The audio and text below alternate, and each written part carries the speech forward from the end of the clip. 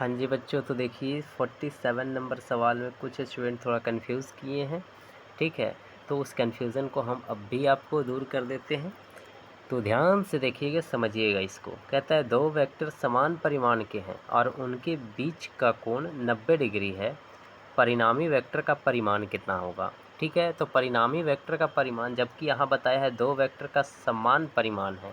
ठीक है, तो हम मानते हैं ऐसा कि एक वेक्टर ए है और दूसरा वेक्टर बी है, जो कि दोनों का परिमाण समान है। मान लेते हैं सी के बराबर है, तो इसका परिणामी सदिश जो होगा वो कितना के बराबर जाएगा? तो A square plus B square plus 2ab cos 90 degree हो जाएगा, क्योंकि एंगल कितना बताया है? 90 डिग्री बताया है। अब बताइए, कॉस 90 का वैल्यू तो ज़ीरो होता है, तो ये पूरे वैल्यू को क्या कर देगा? ज़ीरो कर देगा। तो बचेगा कितना?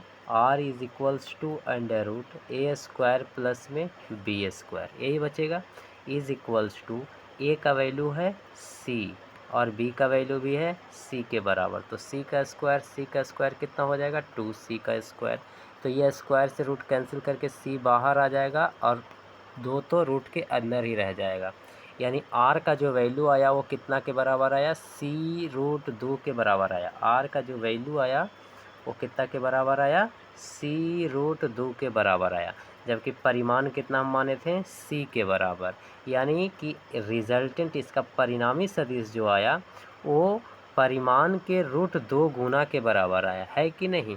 यानी इसका जो ऑप्शन नंबर जाएंगे वो क्या जाएंगे? √2 गुना उसका परिमाण, √2 गुना उसका परिमाण। Option number A is the right answer. Complete है। चलिए, बहुत बढ़िया।